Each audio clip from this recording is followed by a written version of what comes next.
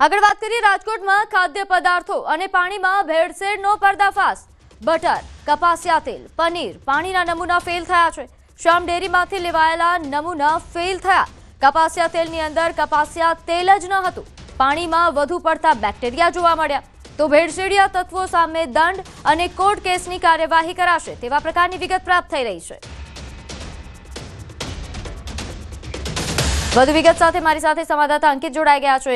અંકિત, આ મામલે કેવા પ્રકારની કાર્યવાહી થશે? ચોક્કસ ખાસ કરીને વાત કરવામાં આવે તો મનપાની જી અંકિત, તો કપાસિયા તેલની અંદર કપાસિયા તેલ જ ન હતું, પાણીમાં બેક્ટેરિયા જોવા મળ્યા, ઉપરાંત બટર પણ ફેલ ગયું છે જે તપાસ કરવામાં આવી તેમાં। ત્યારે ખાદ્ય પદાર્થો અને પાણીમાં ભેળસેળને લઈને આ પ્રકારનો પર્દાફાશ થયો છે।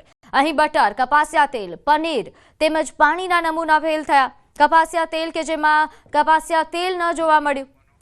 મારી સાથે ફરી સંવાદદાતા અંકિત જોડાઈ ગયા છે। અંકિત, આ મામલે કેવા પ્રકારની કાર્યવાહી હાથ ધરાઈ છે, શું વધુ વિગત? જી ચોક્કસ વાત કરવામાં આવે તો મહાનગરપાલિકાની ફૂડ શાખા દ્વારા લેવામાં આવેલા ખાદ્ય ચીજોના 4 જેટલા નમૂના છે તે ફેલ થયા હોવાનું પરીક્ષણમાં ખુલ્યું છે। બટર, કપાસિયા તેલ, પનીર અને પેકેજ વોટરમાં ભેળસેળ થઈ હોવાનું છે તે ખુલ્યું છે। રાજકોટ મહાનગરપાલિકાની જો વાત કરવામાં આવે તો આરએમસીના આરોગ્ય કેન્દ્ર સામે આવેલા સિદ્ધેશ્વર ઢોસામાંથી ખાદ્ય ચીજ બટરનો નમૂનો લેવામાં આવ્યો હતો, જે તપાસ દરમિયાન તેમાં સોલિડ નોટ ફેટની માત્રા વધુ હોવાનું છે તે સામે આવ્યું છે, જેના કારણે તેને સબ સ્ટાન્ડર્ડ છે તે જાહેર કરવામાં આવ્યું છે। સાથોસાથ વાત કરવામાં આવે તો જે કપાસિયા તેલનો જે નમૂનો લેવામાં આવ્યો હતો તેમાં કપાસિયા તેલ જ ન હોવાનું છે તે સામે આવ્યું છે। શ્યામ ડેરીની જો વાત કરવામાં આવે તો તેમાં લો ફેટ પનીરનો નમૂનો લેવામાં આવ્યો હતો। તપાસ દરમિયાન તેમાં મિલ્ક ફેટનું પ્રમાણ છે તે ધારા ધોરણ કરતા વધુ હોવાનું છે તે સામે આવ્યું છે। ત્યારે તમામ જે વ્યક્તિઓ છે, તમામ જે ધારકો છે, તેમના વિરુદ્ધ લોકોના આરોગ્ય સાથે ખેલાતા હોય તેના કારણે તેમના વિરુદ્ધ એજ્યુડિકેશનની કાર્યવાહી હાથ ધરવામાં આવશે। બિલકુલ અંકિત, આભાર માહિતી આપવા બદલ। તો રાજકોટના ખેતલા આપા મંદિરમાંથી 52 જીવતા સાપ મળી આવ્યા છે। મંદિરના મહંતની ધરપકડ કરવામાં આવી। મહંત મનુ મણિરામ દુધરેજિયા કે જે મંદિરે દર્શન માટે આવતા શ્રદ્ધાળુઓને આ સાપ દેખાડતો હતો। જોકે મહંતે સોશિયલ મીડિયા પર નાગનું ઘર કહીને વિડીયો પણ મૂક્યા હતા। 100થી વધુ સાપો આ મંદિરમાં રાખવામાં આવ્યા હતા, જ્યારે મહંત નાગ દેવતાનું મંદિર કહીને પ્રચાર કરતો હતો। જોકે હવે ફોરેસ્ટ વિભાગ દ્વારા મંદિરના મહંતની ધરપકડ કરવામાં આવી છે। રાજકોટના ગ્રીનલેન્ડ ચોકડી પાસે આ મંદિર આવેલું છે। રાજકોટના ખેતલા બાપા મંદિરમાં ગઈકાલે વન વિભાગની ટીમ આવી હતી અને 100 જેટલા સાપ છે તેમને જે છે અહીંથી પકડી પડ્યા હતા। સ્થાનિકોમાં પણ ક્યાંક આક્રોશ જોવા મળી રહ્યો છે। સ્થાનિક લોકોની ક્યાંક લાગણી દુભાણી હોવાની વાત છે તે અત્યારે અહીંયા સામે આવી રહી છે। હાલ આપણી સાથે અહીંયા સ્થાનિક લોકો છે, આપણે એમની સાથે પણ વાત કરવાનો પ્રયાસ કરીશું। શું કહેશો, ગઈકાલે વન વિભાગની ટીમ આવી હતી, શું કાર્યવાહી કે બાપુને આથી દાદાને હંધાને લઈ ગયા, બાપુને લઈ ગયા। અમે રાતે લગભગ 11-12 વાગ્યા સુધી અહીંયા સુધી એની કોશિશ કરી, આ તે એને જે કાંઈ કાર્યવાહી કરવાની હતી કરી। પછી અને બાપુને અમે 12 વાગે લઈને આવ્યા। પછી કે ભાઈ તમે આ રાખી ન હોગો ને આમ છે ને ભાઈ અમે કાંઈ ક્યાંયથી લેવતા નથી, અમે કોઈ આનો કોઈ વ્યવસાય નથી કરતા, કોઈ ધંધો નથી કરતા, બરોબર? એની રીતે દાદા આવે છે, એની રીતે જાય છે। કોઈ એવું નહીં કંઈક 5 આવે, કંઈક 25 આવે, કંઈક નો એવું હોય કે એવું ન હોય કે કાયમી અહીંયા હોય દાદા। ખાસ કરીને અહીંયા કેવી આસ્થા લોકોની જોડાયેલી?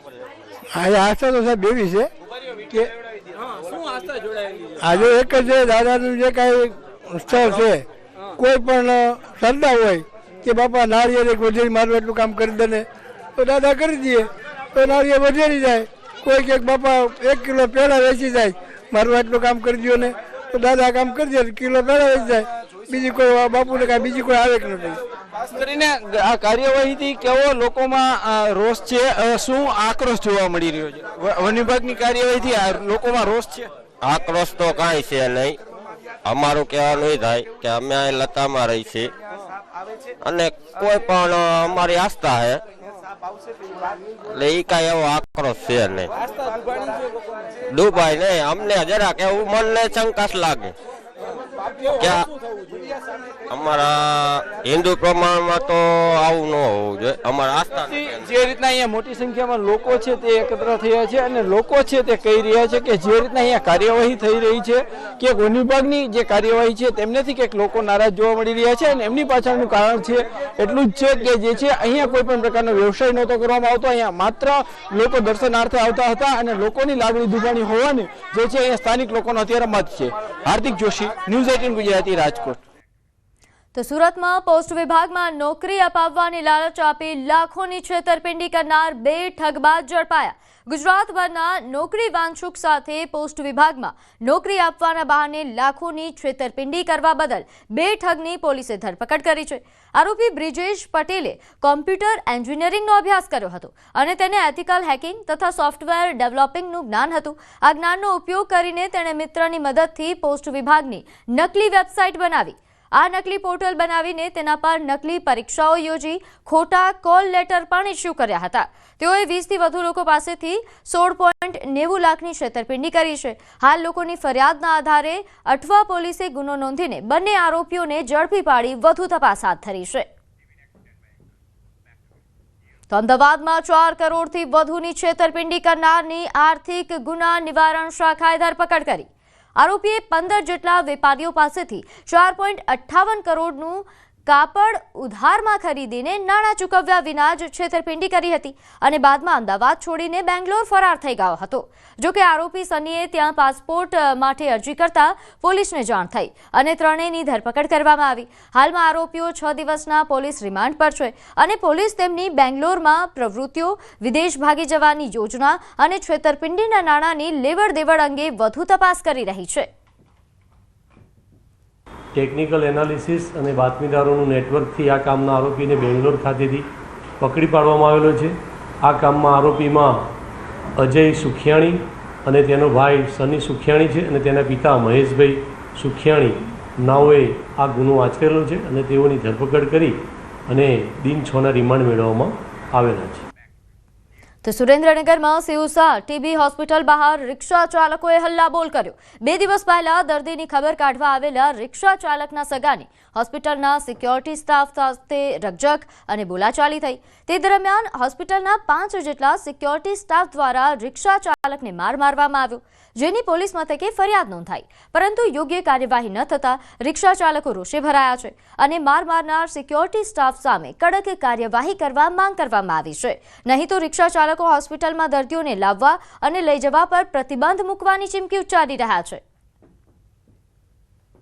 2 દિવસ પહેલા ફરિયાદ કરેલ છે, હજી કોઈનો અમને ન્યાય મળ્યો નથી અને રિક્ષા અમારી એકે આ સ્ટેન્ડની અંદર જઈ શકતી નથી અને બીજી રિક્ષાઓ અંદર જાય છે અને અંદર 50-50 રૂપિયા કમિશન બાંધેલા છે લોકોએ, એટલે એમની રિક્ષા જવા દે અને અમારી રિક્ષા જવા નથી દેતા અને મન ફાવે મા બેન અમારી ગારો પણ અમને આપે છે અને આવી રીતે મારી લે મન ફાવે.